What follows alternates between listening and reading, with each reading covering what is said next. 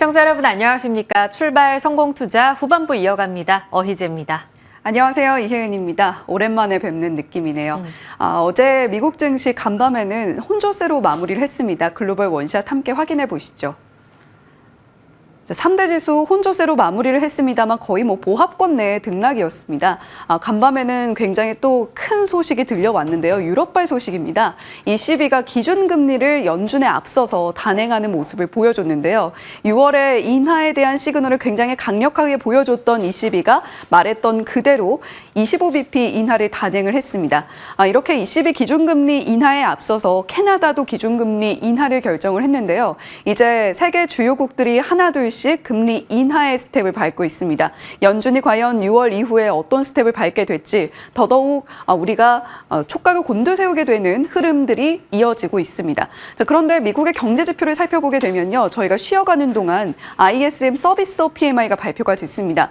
그 전에 발표가 됐던 제조업 PMI의 경우에는 2달 연속 위축 국면을 이어가면서 상당히 좋지 않은 모습으로 나아가고 있었는데 서비스업 PMI는 그와 반대로 전월치와 시장 예상치를 모두 상회하는 모습을 보여줬습니다. 여전히 확장 국면 속에 있었고요.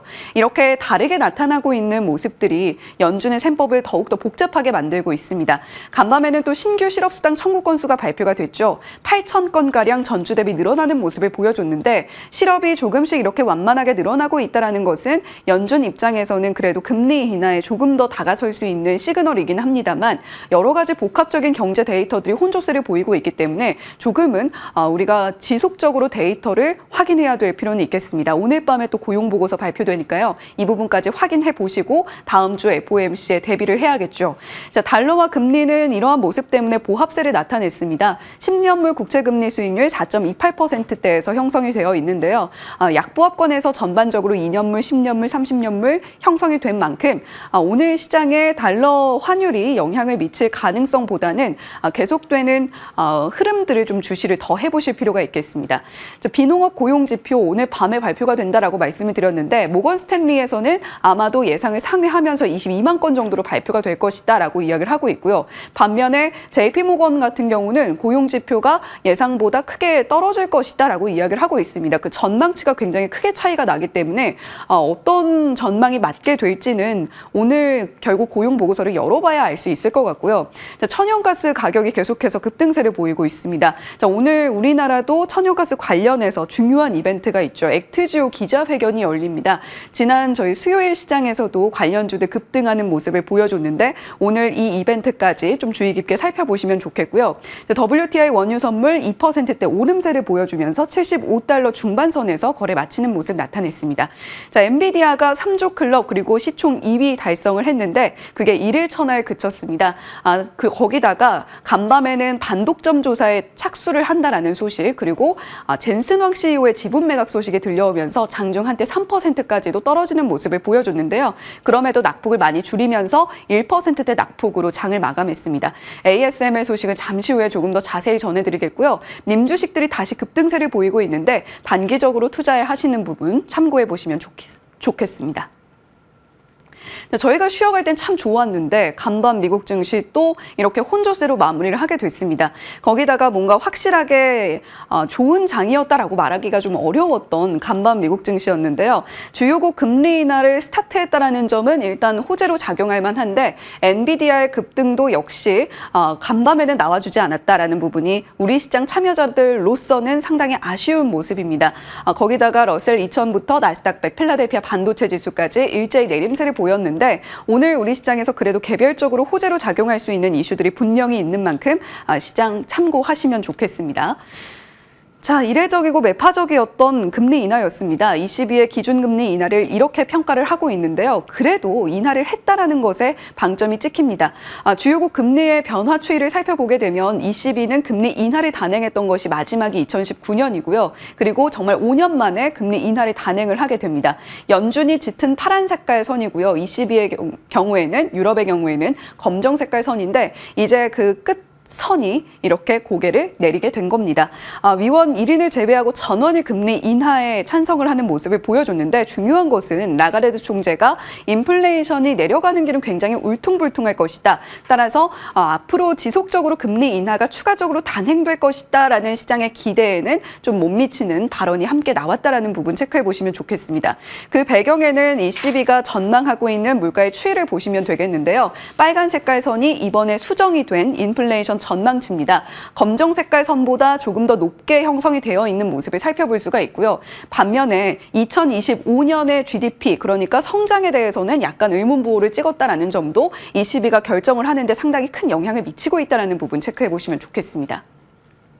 자, 그래도 인하입니다. 그렇다면 유럽도 인하를 했고 캐나다도 인하를 했고 연준도 계속되는 금리 인하에 대한 이야기가 나오고 있습니다. 자, 그렇다면 금리 인하기에 우리가 수혜주로서 지켜볼 만한 부분들 조금 이르지만 한번 살펴보죠. 금리 인하 수혜주로 보통은 수출주, 건설주, 증권주들이 분류가 됩니다. 그중에서도 수출주의 경우에는 원화 약세로 인해서 가격 경쟁력이 올라간다라는 점에 방점이 찍혀 있는데요. 지금 원화가 상당히 좀 약세 흐름을 계속해서 이어가고 있는 만큼 자동차 관련주라던가 IT 관련주들에는 이미 호재성 이슈가 이 부분에서는 반영이 되고 있습니다.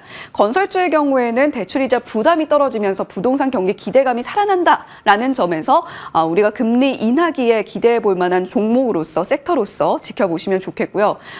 금리 인하 피해주로는 보통 보험주와 은행주가 꼽힌다라는 점들 아마 모두들 알고 계실 겁니다. 자, 그와 함께 금리 인하 수혜주로서 대표적으로 분류가 되는 것이 성장주일 텐데요.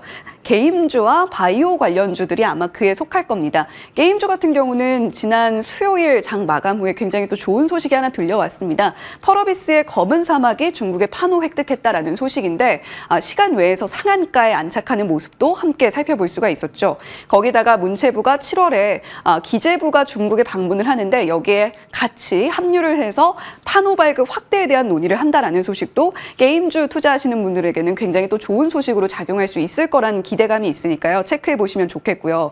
이와 함께 우리가 주목해 볼 만한 또 하나의 IPO 이슈가 있습니다. 바로 시프트업 상장에 대한 이슈인데요. 영업이익률이 1분기 기준으로 69.4%였습니다. 지금 게임주들 중에서 영업이익률이 가장 높게 나타났던 기업이 크래프톤이었는데 46.6%였습니다. 그보다 훨씬 좋은 퍼포먼스를 보여줬다는 것이죠. 이에 따라서 시프트업 상장과 중국 판호 발급이 함께 맞물리면 게임주의 훈풍이 깃들 수 있다는 기대감 작용하고 있으니까 반드시 체크해 보시면 좋겠습니다. 자, 바이오 관련주들 알테오젠 보고 계신 분들 굉장히 많으실 것 같은데요. 아스코에 이어서 바이오 USA까지 우리 기업들의 약진이 굉장히 돋보이고 있습니다. 바이오 관련주들에도 훈풍 깃들지 않는지 계속해서 주시해 보시면 좋겠습니다. 자, 이틀 새 10% 오른 종목이 있습니다. 바로 네덜란드의 장비 기업이죠. ASML인데요. 우리가 각각의 모멘텀들 좀 체크를 해보겠습니다. ASML에 대해서 투자 의견이 IB들에서 굉장히 좋게 나왔습니다. 올해 TSMC와 삼성의 각 금액입니다. 3억 8천 달러 규모의 첨단 칩 제조 장비를 출하할 예정이다. TSMC 같은 경우는 이미 새로운 장비를 인도할 것이 확정적으로 발표가 되어 있는 상황이고요. 2026년까지 정부의 보조금을 받는 기업들의 이렇게 ASML의 장비 수주가 이루어질 것이다라는 전망이 제프리스의 투자 의견을 상향하는 데 영향을 미쳤습니다. 뱅크 오브 아메리카 역시도 목표가를 올려잡았고요. AI 인프라 구축의 중요 촉진자가 바로 네덜란드의 ASML이다라는 이야기를 하고 있습니다. 반도체 업황에 대한 이야기를 계속해서 하고 있는데 이러한 사이클이 조금 더 길게 이어질 수 있을 것이다라는 시그널을 이번 제프리스와 뱅크 오브 아메리카의 ASML에 대한 투자 의견에서 살펴볼 수가 있고요. 그리고 간밤에는 스페이스X의 스타쉽 성공적인 발사가 있었습니다. 우리가 하나의 또 모멘텀으로 체크해 볼 만하고 우주항공 관련주들 지켜보시면 좋을 것 같은데요. 우리는 또 우리나라가 아르테미스 프로젝트에 참여를 하고 있기 때문에 아르테미스 프로젝트 관련해서 한화에어로스페이스라던가 한국항공우주라던가 여러 가지 종목들 함께 지켜보셔도 좋겠습니다. 네, 이렇게 간밤 미국 증시 우리는 하루 쉬었습니다만 우리가 쉬기 전에도 한 번 더 올라줬으면 좋았을 텐데요. 아쉽습니다. 현충일에 우리가 개장을 했더라면 기술주의 상승을 고스란히 반영할 텐데 이틀간의 조금 다른 미국 증시의 분위기를 오늘 어떻게 반영하게 될지 궁금합니다. 힌트를 같이 찾아보시죠. 국내 증시 지난 6월 5일장 마감으로 갑니다. 원샷으로 한눈에 지금 들여다보고 계시는데요. 분위기는 좋았습니다. 6월 들어서면서 하루를 걸러서 좋았습니다.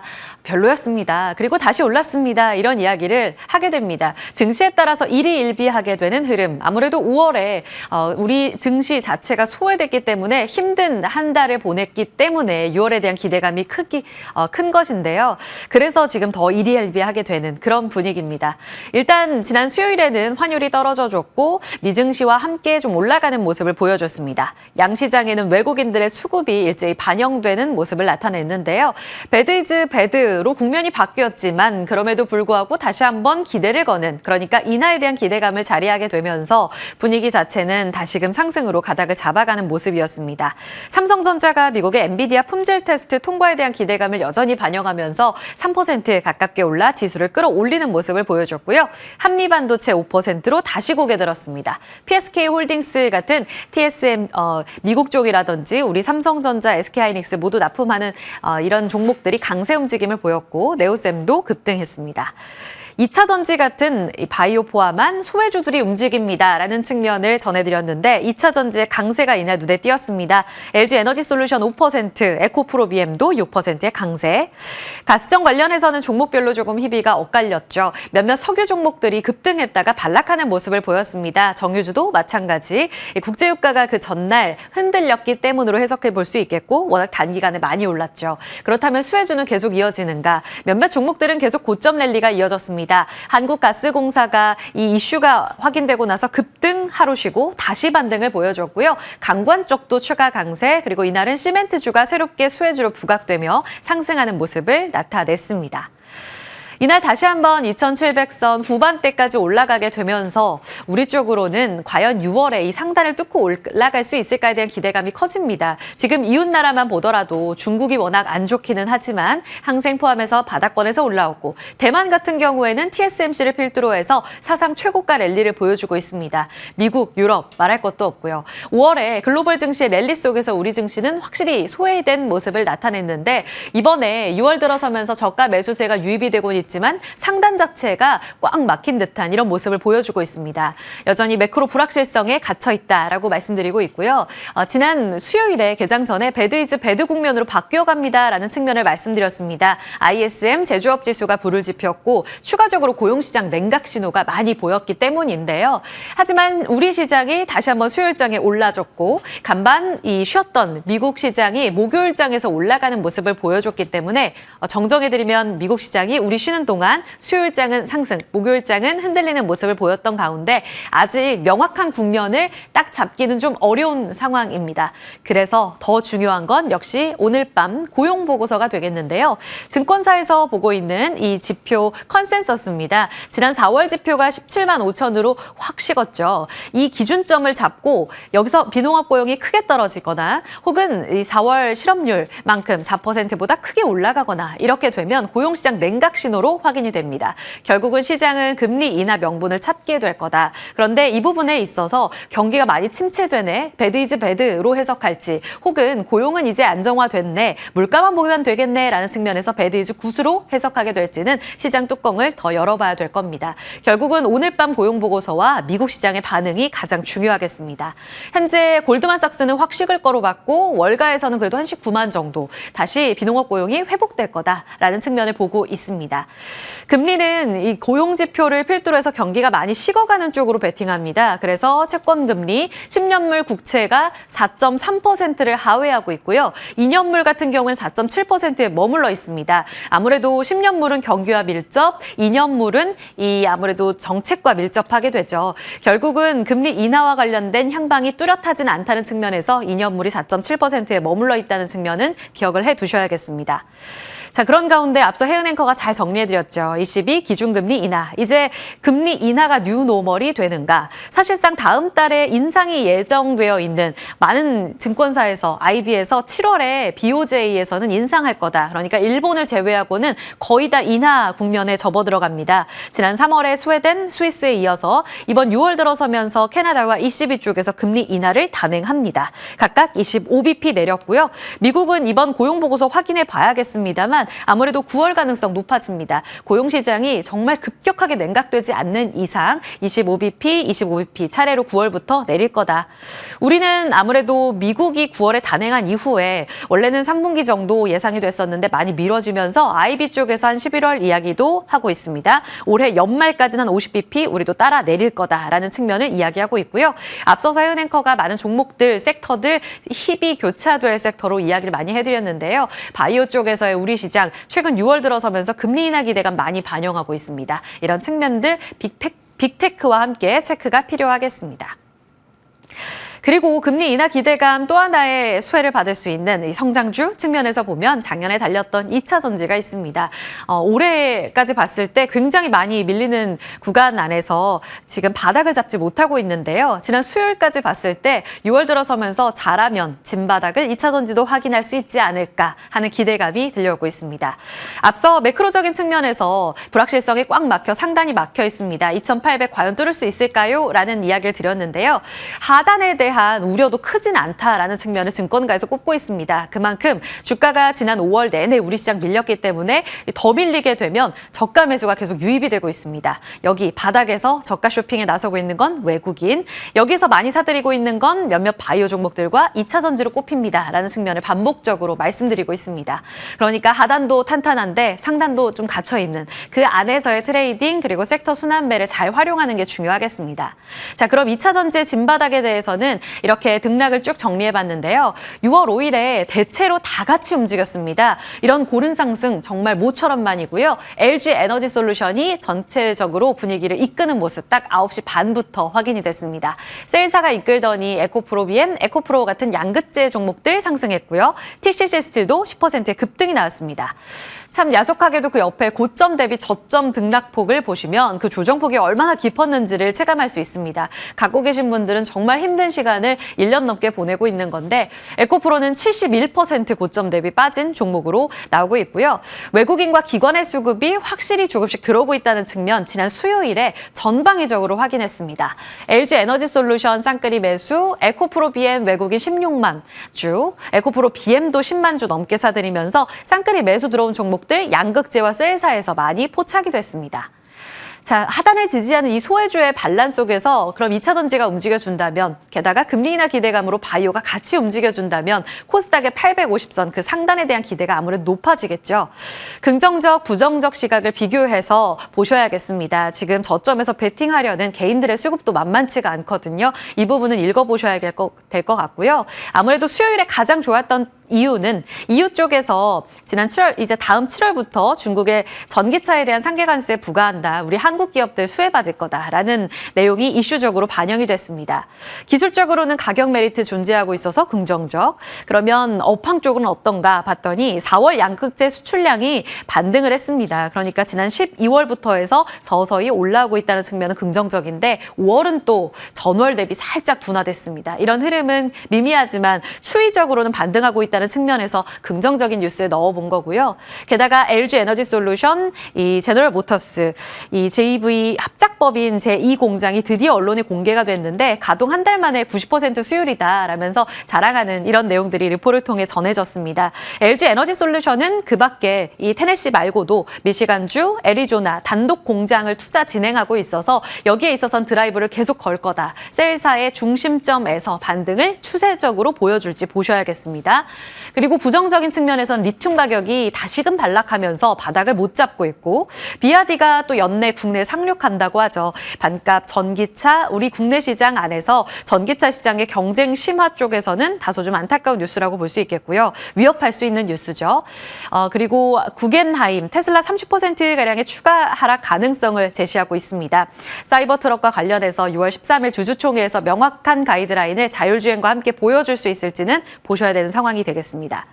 단독 뉴스로 일본의 도레이 이 분리막 사업 LG와 함께 LG화학 쪽으로 JV를 만들었습니다. 그런데 지금 사업성과 관련해서는 분리막 쪽이 많이 좋지가 못하죠. 중국이 워낙 꽉 잡고 있습니다. 그래서 우리 SK 쪽에서도 SK 아이테크놀로지 이제 매각한다라는 이야기가 있는데 도레이도 판다고 합니다. 그리고 그 상대는 LG화학 쪽으로 합작법인 세웠던 쪽으로 아마 팔 것 같다. 20% 그다음엔 추가적으로 30% 결국은 다 넘길 거다라는 이야기 나오고 있습니다. 가장 분위기가 좋지 못했던 밸류체인 분리막 쪽에서 구조조정의 신호탄이 나오게 되면 업황이 가장 안 좋았을 때 구조조정을 통해서 또 바닥을 치고 올라오는 경우가 있죠. 이런 분위기 호재로 반영될지 여부 확인해 보시기 바랍니다. 자, 오늘도 이슈 속에서 천하제일 단타대회가 열릴까요? 지난 수요일에도 이 가스전과 관련된 사업성에 시장은 계속해서 관심을 갖는 모습을 보여줬습니다. 시멘트주들까지 들썩였습니다라는 내용을 이 국내 원샷에서 보여드렸는데요. 자, 오늘 오전 10시 이 변동성 체크해 보셔야겠습니다. 미국 액트지오 아브레우 대표가 이제 세종 정부총사에서 기자회견을 열게 되는데 지금 한국에서 워낙 말이 많습니다. 본사가 가정집이다. 과연 사업성과 관련해서 분석이 정확한 것이냐 여러 가지 이야기들이 많은데 이와 관련해서 입을 연다고 합니다. 어떤 사업성과 함께 이 140억 배럴 분석과 관련된 신뢰성을 얻을 수 있게 될지 사실 그 전에 탐사를 보여줬던 이 호주 우드사이드 쪽에서는 한국의 가스전은 장래성 없다라면서 철수했거든요. 전혀 엇갈린 결과를 나타냈기 때문에 이번 신뢰성과 관련된 평가가 상당히 중요할 것으로 보입니다. 증권사에서도 옥석 가리기 필요한 트레이딩 관점 유효하다고 보고 있고요. 관련해서 시멘트, 강관, 한국가스공사 많은 수혜주로 엮여 있는 종목이죠. 또 석유주들까지 변동성 반드시 체크해 보셔야겠고요. 이 내용은 시간 없어서 다 담진 못했는데 데이터 센터 관련 종목 이튼이 미국 시장 안에서 반락했습니다. 국내 주식 안에서도 변동성 반드시 체크가 필요하겠고요. 최근에 이 가스전과 관련해서 상업성이 현실화될 경우 우리 전력설비 쪽으로 많이 흔들리는 모습을 보였습니다. 전선주, 일진전기 포함해서 많은 종목들이 하락률 상위에 랭크가 될 정도였으니까요. 원전주와 함께 이들 종목들의 변동성도 같이 확인해 보시기 바랍니다. 시간의 등락에서는 힌트 나온 쪽 게임, 웹툰, 그리고 개별주 안에 삼양식품 꼽아봤습니다. 특히 펄어비스, 검은 사막 온라인, 중국 판호 발급 상당히 반갑죠. 오늘 따놓은 갭상승일까요? 지금 4분기 총 매출 올라가기 때문에 자연스럽게 목표 주가 상향 조정 키움증권에서 나왔습니다. 체크해 보시고요. 한화투자증권에서도 밀양 2공장 추가 증설과 함께 내년도 2025년의 이익 추정치가 1조 아니라 2조 넘어갈 거다. 목표 주가 80만 원까지 높여 잡았습니다. 오늘 분위기 반드시 체크해드리도록 하고 있고요. SK텔레콤은 SK그룹 안에서 지금 최태원 회장과 노 관장과의 이혼 소송 여파로 인해서 대법 판결이 아직 나오진 않았지만 자금 확보 때문에 배당 확대 1순위로 SK텔레콤 수혜주 이야기하고 있습니다. 블룸버그 쪽에서도 이 이혼 소송과 관련해서 지배구조 개편 상당히 가능성 높다라고 이야기하고 있거든요. 오늘 이 세 가지 종목들의 분위기 개장 후에 체크해드리도록 하겠습니다. 당잠사 여기까지 살펴봅니다.